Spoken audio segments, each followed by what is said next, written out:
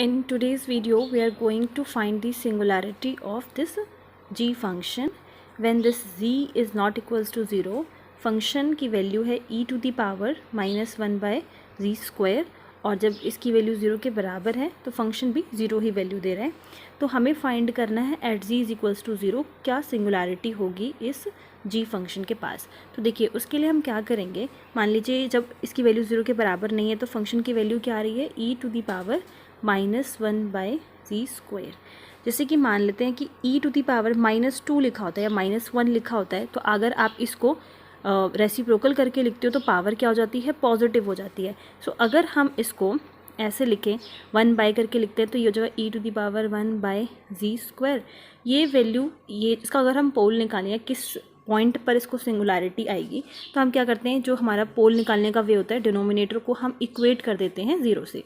That means कि e to the power 1/z², इसको आप इक्वेट करोगे जब 0 से, मतलब कि आप इसकी क्या ऐसी वैल्यू रखो कि ये जो है 0 अटेन करे। सो एक्सपोनेंशियल का जो फंक्शन है वो वैल्यू 0 अटेन करेगा ही नहीं, ठीक है। तो इसको सॉल्व करने के लिए हम क्या करेंगे, एक्सपेंशन में क्या है कि e to the power x का एक्सपेंशन क्या होता है हमारे पास, 1 + x plus x²/2 factorial plus x³ 3 factorial and so on. और हमें किस चीज़ का एक्सपेंशन निकालना है, x की जगह पर जस्ट हम रख देते हैं -1/z²। तो ये हो जाएगा e to the power -1/z²। जहाँ जहाँ x है वहाँ पर हम ये वैल्यू पुट कर देंगे।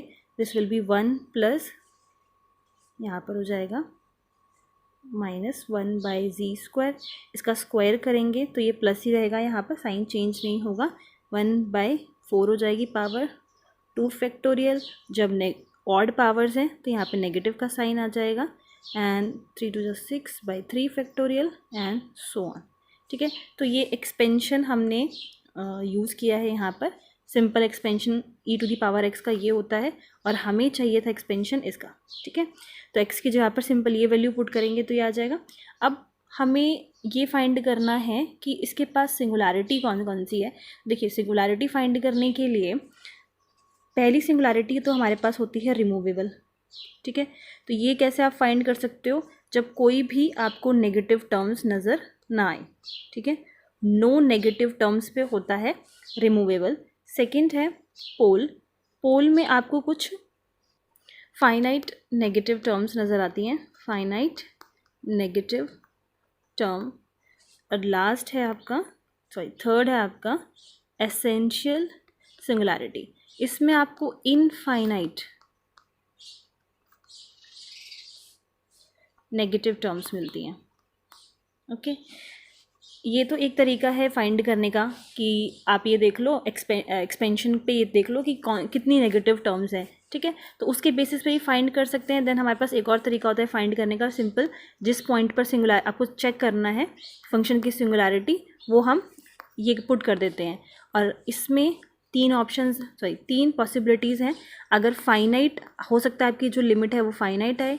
सेकेंड पॉसिबिलिटी है कि आपकी जो लिमिट है वो इन्फिनिटी आ जाए। और थर्ड जो पॉसिबिलिटी है कि लिमिट एग्जिस्ट ही ना करे, limit does not exist. Finite के केस में रिमूवेबल सिंगुलैरिटी होती है, इन्फिनिटी के केस में पोल सिंगुलैरिटी होती है, और जब लिमिट एग्जिस्ट नहीं करती तो एसेंशियल सिंगुलैरिटी हमें मिलती है। मैंने आपको 2 वेज बताए। पहला वे तो बताया कि एक्सपेंड करके आप कैसे फाइंड कर सकते हैं, दूसरा तरीका होता है कि लिमिट लगा के आप चेक कर सकते हैं। अभी जो हमने किया है वो एक्सपेंशन मेथड है, एक्सपेंड करा है। तो हम ये चेक करेंगे कितनी नेगेटिव टर्म्स हैं। नेगेटिव टर्म्स चेक करने के लिए आपको क्या करना होता है कि जिस भी पॉइंट पर आपसे पूछा गया है सिंगुलैरिटी, वो देखेंगे कि उस पॉइंट पर जो हमारी जो टर्म्स हैं उस पर कितनी नेगेटिव टर्म्स हमें मिल रही हैं। मैं इस चीज़ को समझाने से पहले एक चीज़ और आपको समझाना चाहूँगी। मान लीजिए आपने किसी फंक्शन का h(x) कोई फंक्शन है, इसका एक्सपेंशन आपने किया, और एक्सपेंशन कुछ इस तरीके से हुआ, z-1 z-2 देन 1/z-1 का स्क्वायर, z-2 का स्क्वायर, और इस तरीके से एक्सपेंशन चल रहा है। और आपसे पूछी गई है singularity at z is equals to 1 पे। तो देखिए यहाँ पर क्या होता है कि हमें अब z-1 की जो टर्म्स हैं जिस पे फंक्शन को प्रॉब्लम है, हम वो टर्म्स देखने की कोशिश करते हैं कि कितनी है, फाइनाइट है, इनफाइनाइट है। मान लेते हैं थोड़ी देर के लिए, जैसे कि अब इस केस में तो क्या था कि z इज इक्वल्स टू 1 पे हमारे पास यहाँ पे टर्म्स हैं, ठीक है। तो हम ये चेक कर सकते हैं कि ये टर्म्स आपकी कितनी है, फाइनाइट यहाँ जा रही है फिर इनफाइनाइट जा रही हैं। पर थोड़ी देर के लिए अगर मान लेते हैं कि ये टर्म होती ही नहीं, यहाँ पर z-2 था, z-2 का स्क्वायर था, क्यूब था, एंड इस तरीके से चल रहा है फंक्शन। तो अब at z is equals to 1 पर फंक्शन को कोई प्रॉब्लम नहीं है, फंक्शन को प्रॉब्लम है किस पे, at z is equals to 2 पे।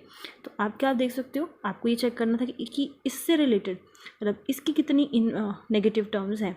तो आपको यहाँ पे कोई भी इससे रिलेटेड कोई भी टर्म नहीं दिख रही है, ठीक है। तो इस तरीके से चेक करना होता है, जिस पॉइंट पे फंक्शन को प्रॉब्लम है वो आपको देखना है कि उसमें उसकी कितनी टर्म्स हैं। क्लियर।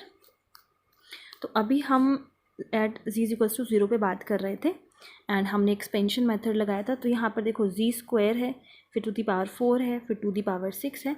मतलब कि जब जब आप इसको 0 पुट करोगे तो फंक्शन को प्रॉब्लम है, जैसे यहाँ पर इस पे, देन इस पे, देन इस पे। तो हम ये देख लेंगे कि ये जो टर्म्स हैं वो कितनी है, और ये dot dot dot expansion method, expansion लगा रखा था हमने एक्सपोनेंशियल का, तो ये जो है कंटिन्यू रहेगा। दैट मीन्स कि इनफाइनाइट नेगेटिव टर्म्स हैं। क्लियर। तो यहाँ अगर इनफाइनाइट नेगेटिव टर्म्स होती हैं तो कौन सी सिंगुलैरिटी आपको मिलती है, एसेंशियल सिंगुलैरिटी। ठीक है। तो at z is equals to 0 जो फंक्शन है उसके पास कौन सी सिंगुलैरिटी है, एसेंशियल। आई होप ये क्लियर है, और इसी तरीके से आप किसी भी फंक्शन की सिंगुलैरिटी को निकाल सकते हैं। Thank you.